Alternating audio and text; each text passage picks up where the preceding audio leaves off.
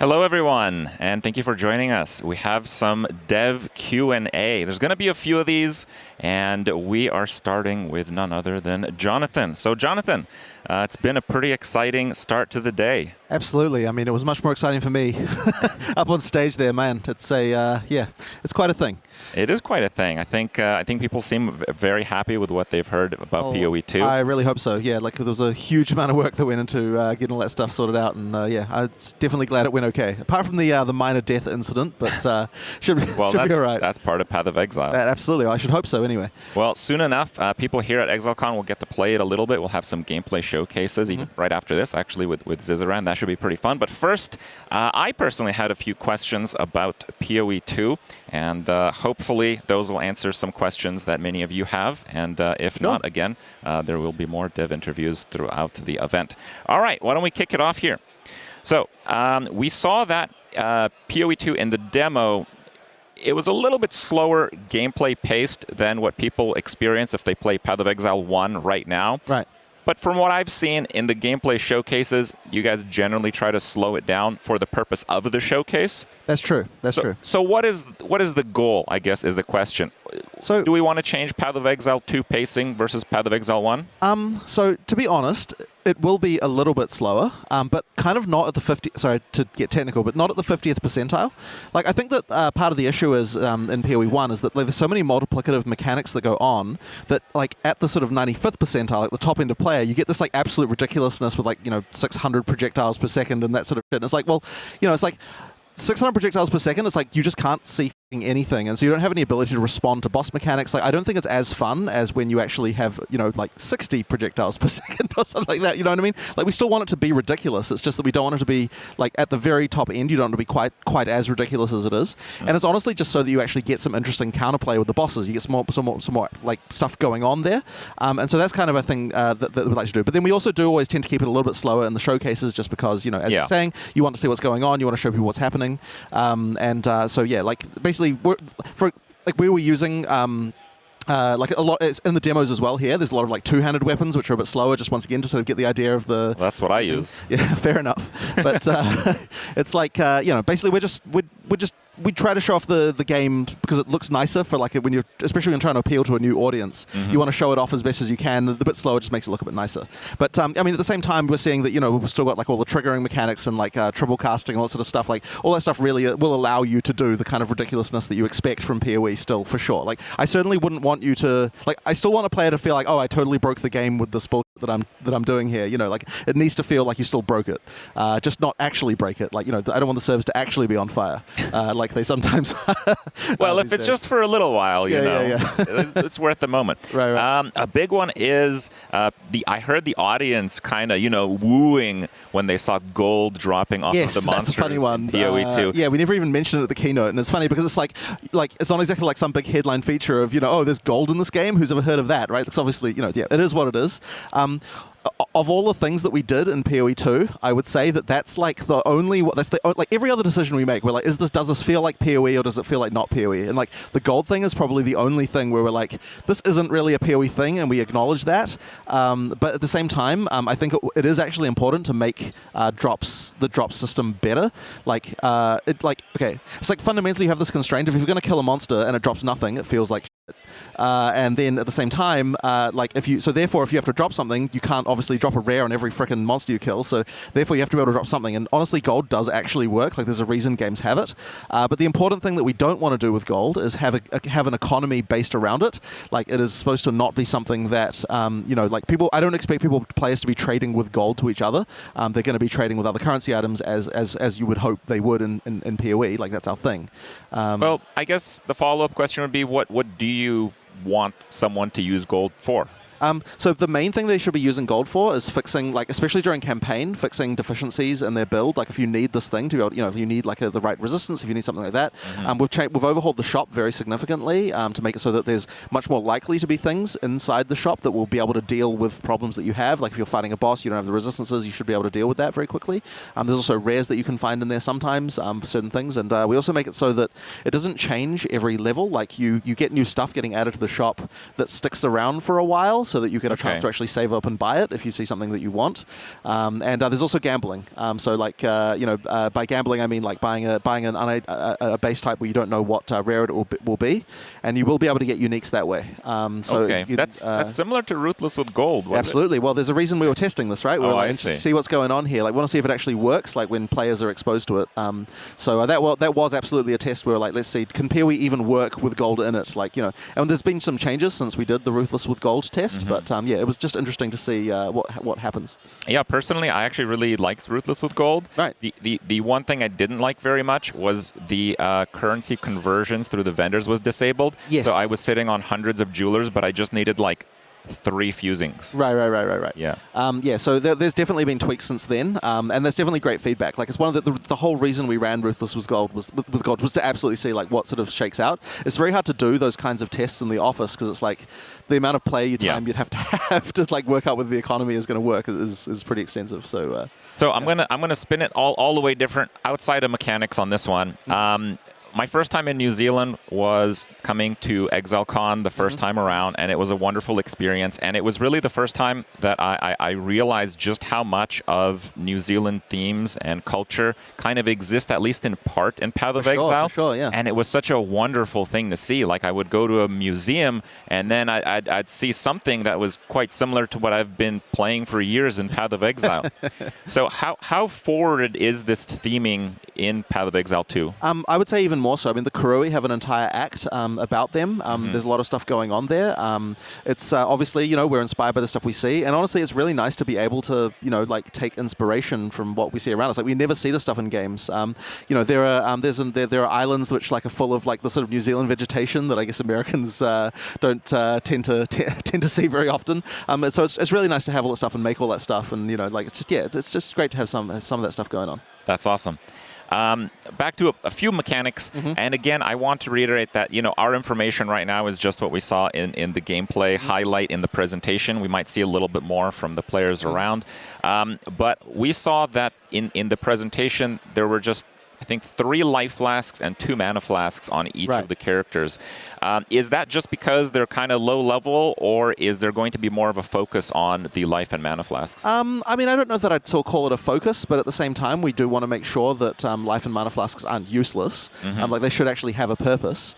There was some changes to utility flasks because we wanted to make sure that, let me get this exactly right, we tended to remove things that lasted for a duration from utility flasks. So the utility flasks are more responsive to the situation. So for example, if you are currently burning, then if you use a flask to get rid of that, then it will give you, it will remove the burning and make you immune for a while. But if you don't have burning on you right now, it doesn't do that. So that's the kind of stuff that we're doing to sort of make it so that there's some like counterplay going on with it, rather than just I just have it on all the time. It's effectively just another effect on my character. Well, you have that kind of as the affix system in PoE1 right now. Yes, sorry, I'm not up to date with PoE1, so I think generally that system is pretty well received. Right. Okay. Yeah. So that's good to hear. Right. That's exactly the kind of stuff, though. That so that change, if it's in PoE1 now, that was definitely a like PoE2 thing, and I think they took it. Like, so the thing is so just because people probably don't know this, I'm not involved in PoE1 at all at this point. I'm game director on PoE2. I'm focusing on that, and then Chris, we talk obviously about designs that we're doing, and he definitely, I suspect that some of those things just filter their way down. So that's how you're doing flasks. Exactly. I'll right. take that. Yes. Yeah, exactly. So Chris is in charge of PoE1, and he sort of making the decisions there. I wanted to kind of double down on the mana situation a bit, because we have the separation of mana for skills and mana for reservation with auras. Absolutely. What kind of focus are you going to put on mana? Like, if you just took away auras from being mana-based in PoE1 right now, everyone just has way too much mana for everything. Exactly. So costs will absolutely go up. And part of the balance problem that we have is you pretty much just can't really balance skills with mana use particularly easily in PoE1 because there's just this expectation that everyone's going to reserve as much as they can. And the thing is, because reservation exists, it means that people are going to always push the line as far as they can, and then they start complaining if then skills cost too much. Of course. That they don't have any freaking mana. And it's like, well, yeah. But so you'd think you'd be able to say, oh, yeah, well, that's your problem. But we've realized a much more sort of, I guess, once you learn about our player psychology, you realize that no, you have to actually, if you want that not to happen, like people always spend down to the line. So you have to do something about it. So Spirit is the response to that, and it means that now you have an amount of Spirit to spend. If you want to make trade-offs on your build, then those trade-offs should be made in your passive tree rather than being a sort of like thing that you're doing that. So you still get to make that choice of like, do I want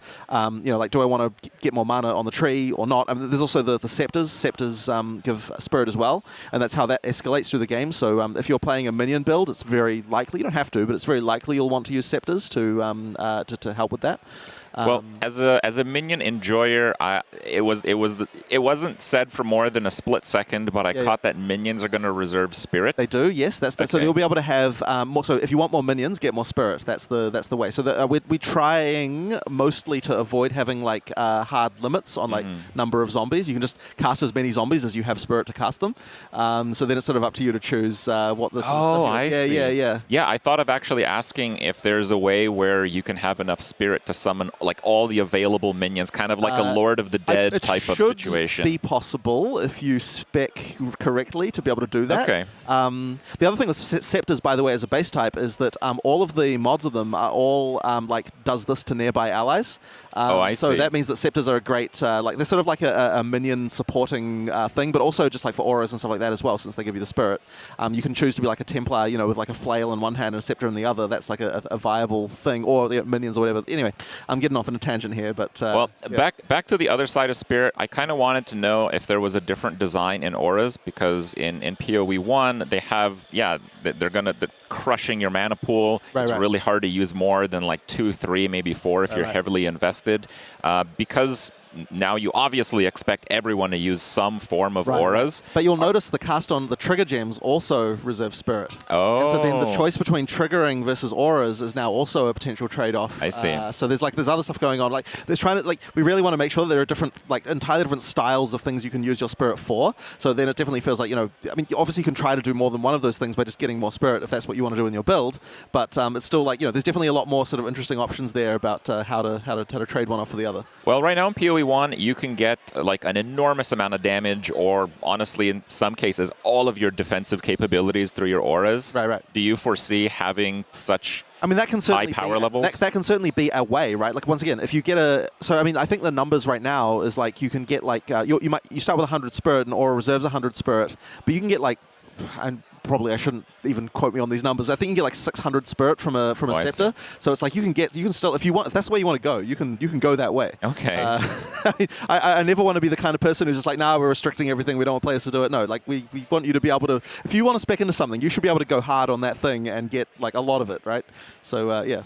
I have a couple questions with the dodge roll. I guess let's tie the first one into the minion build. So right now in PoE1, it's kind of swerving a little bit away from that, where there's a lot more active minion builds, but there's still passive minion builds. We still have skills like Righteous Fire, dot builds. There's a lot of time in between using skills.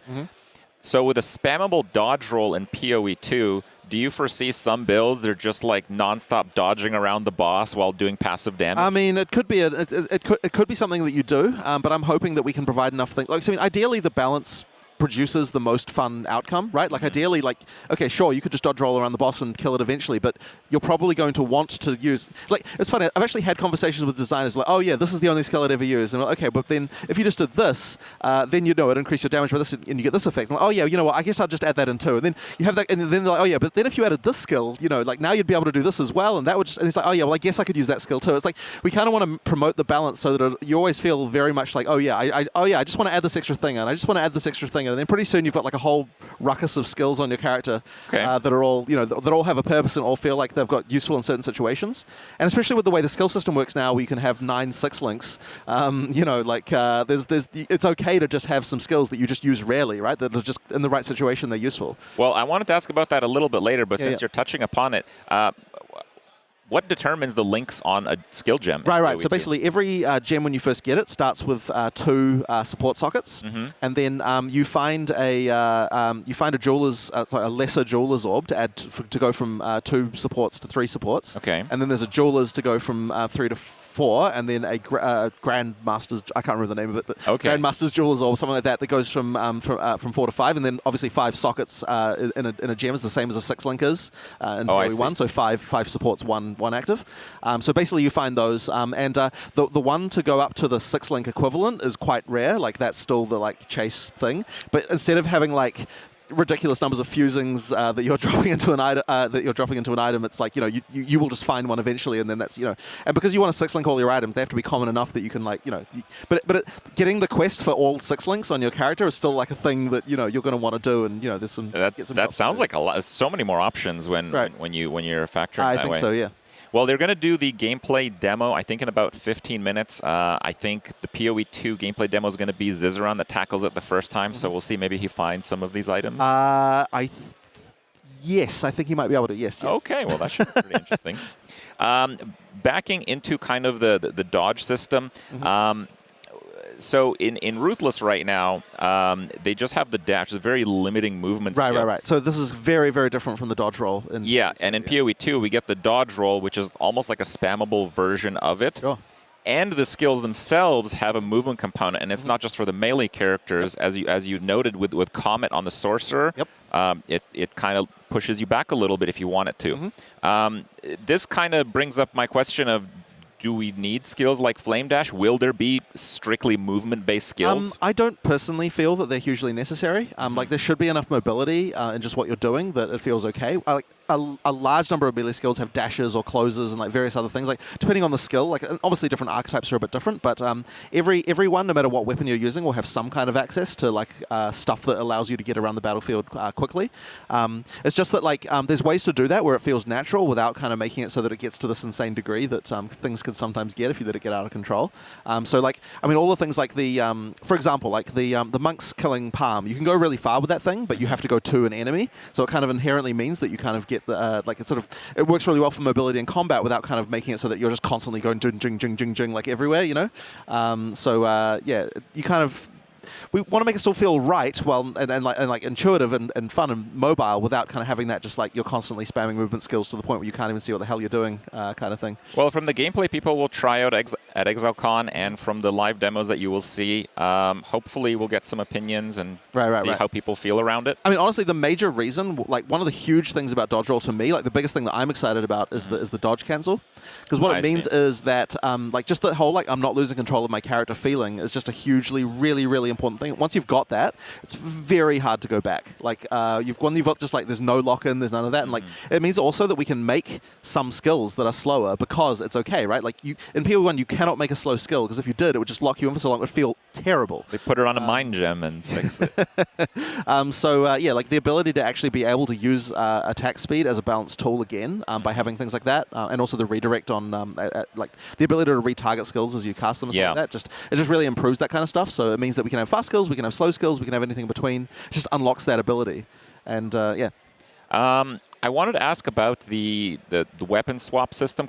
It's more of like a dual weapon. It is system. kind of a dual specking thing. Yes, it's yeah.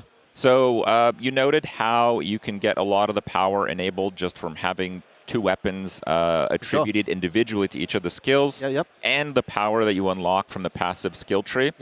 But also the weapons just kind of seemed like more powerful in general. Like getting a spammable skill on a Sork, getting the Unleash. It just seemed like there was possibly more weapon power. There's more power from your gear centered on your weapon than maybe PoE1. Right? Is that there is a little bit more balance in that direction.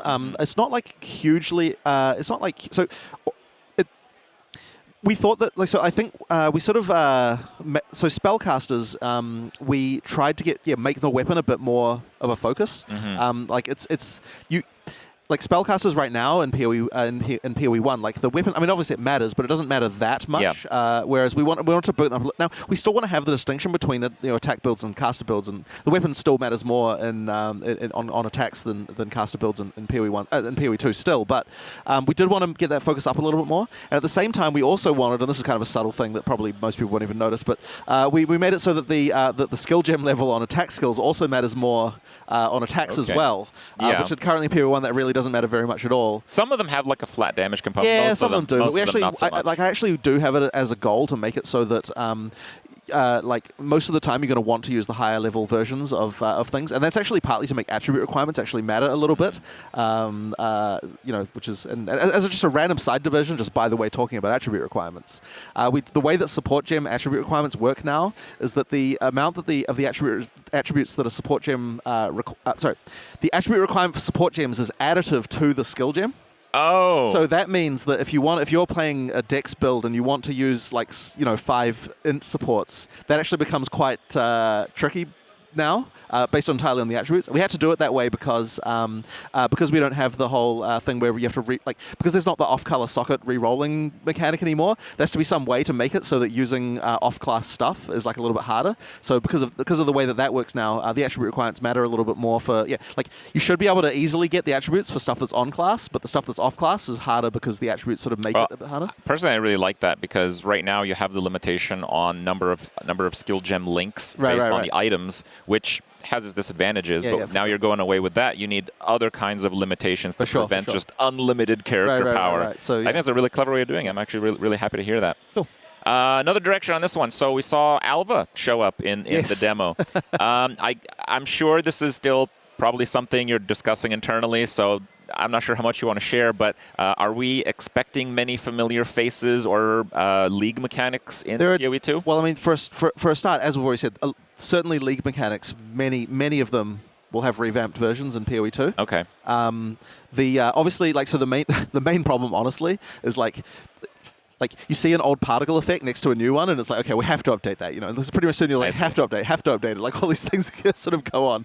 But absolutely, I mean, we are going to be canon correct as far as the ages of people with regard to PoE1 versus PoE2. But Alva is a time traveler, so I see. we get away with a bit more there. Oh, that's pretty cool. Yeah. Anyway. So one thing that has actually, in my opinion, really defined Path of Exile and kind of pushed the RPG genre is the different game modes in which you can play new content in equally. So you've always had hardcore and softcore, but we also have solo self-found.